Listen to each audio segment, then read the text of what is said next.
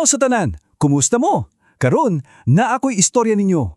Usa ka sugilan noon gikan pa sa Japan nga ganahan kaayo ko. Ang titulo kay Ang Puting Kabayo ni Suho. Nindot kaayo ni, promise. Kay dili lang ni basta-basta nga istorya. Daghan kaayo tag makatun-an ani, mga leksyon nga importante gyud sa ating kinabuhi. Og kabalo mo, kining istoryaha dili ni basta-basta.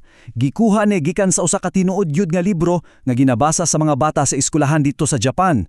Sumurag ablihan na to ang libro karon ug paminawon na to pag-ayo kining sugilanon bahin sa kaisog og labaw sa tanan gugma. Andam na. Sige, magsugod na ta. Ang atong istorya magsugod didto sa usa ka lugar sa Mongolia. Usa ka lugar nga lapad kaayo ug dinhi nato maila-ila ang atong bida. Usa ka buatan kaayo nga bata nga ang ngalan kay Suho. Okay, mauni siya si Suho. Tanawan ninyo, bisan pagpobre ra sila, kugihan kaayo siya, mutabang Diyos siya sa iyang lola. Siya ang magbantay sa ilang mga karnero, ug nagpuyo silang duhara sa iyang lola dito sa lapad kaayo nga yuta sa Mongolia. Okay, para masabtan yun ninyo kung unsa kadako ang lugar ni Hila, sulayan nato ni. Unahunahan ninyo ang dagat, di ba? Lapad kaayo. Karon, ilisin ninyo ang tubig og butangig berde nga balili.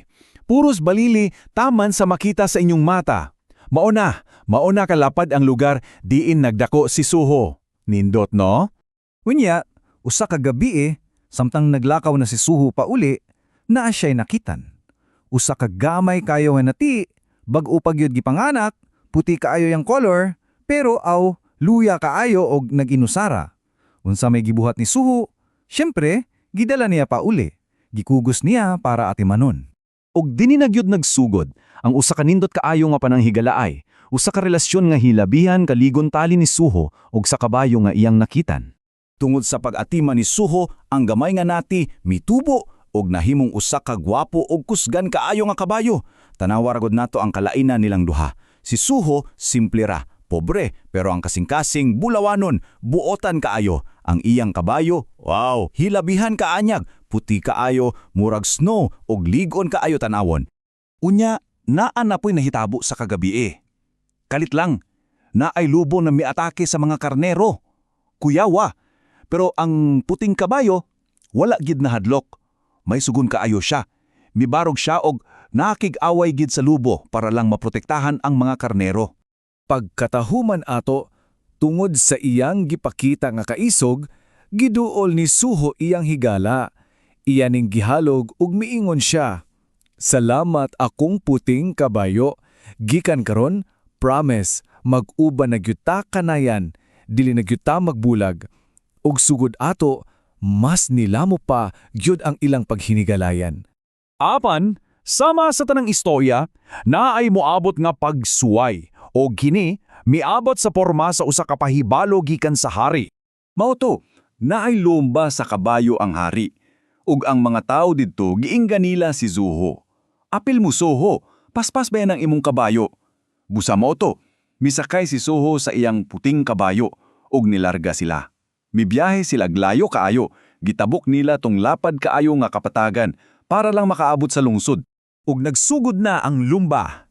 Ug tan-awan ninyo si Suho ug iyang kabayo. Paspas kaayo, murag naglupad, gibiyaan niya tanan, wala joy nakaapas, ug siyempre, sila jud ang midaog. Apan, dinhi na nagsugod ang kasakit.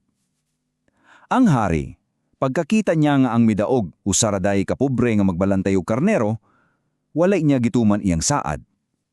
Dili lang kay walay niya gihatag ang premyo, gikuha pa niya ang puting kabayo.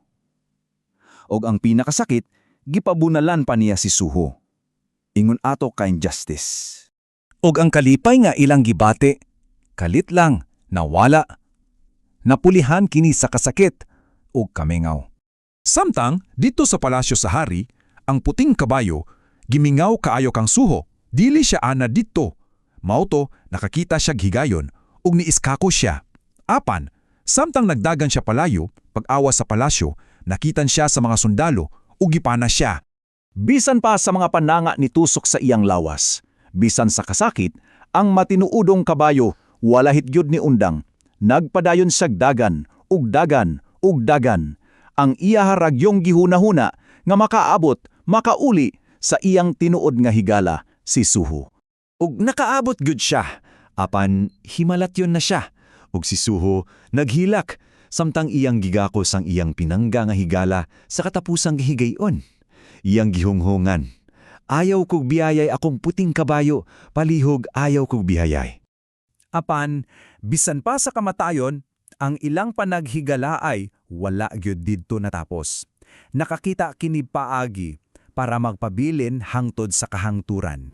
Sa kasubo ni Suho, usa niya na kagabi nagdamo siya. Og sa iyang damo, mipakita pag-usab ang iyang puting kabayo. Og hinay kaayo nga misulti kaniya. Suho, ayam nagkaguol. Paminaw, gamita ang akong mga bukog, ang akong panit, ug ang akong buhok, paghimo og usa ka instrumento sa musika. Kay ana nga paagi, mag-uban ra gihapon ta kanunay. Og mao jud to ang iyang gihimo. Gisunod ni Suho ang giingon sa iyang damo. Naghimo siyag usa ka instrumento og sa pinakatuyok niya, iyang gikulit ang ulo sa iyang minahal nga kabayo. O gining instrumento gitawag niyag batokin o sa English pa ang horse head fiddle.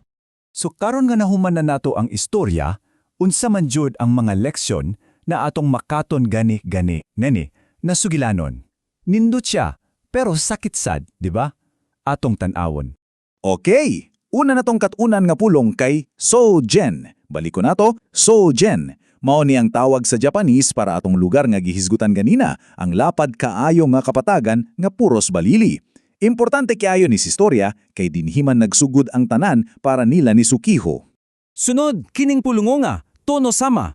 Sa karaan nga panahon sa Japan, mao ni ang tawag nila sa usa ka gamhanan nga tao, murag hari o lord. Sa atong istorya, ang Tono-sama siya tong dautan, di ba? Siya tong nagabuso sa iyang gahawom. Og ang atong katapusan nga pulong, Shimbre, ang batoken. Mao ni ang ngalan sa instrumento. Nindot kayo ang meaning ani kay ang ba kay kabayo, ang to kay ulo, og ang kin kay string instrument. So, horsehead instrument.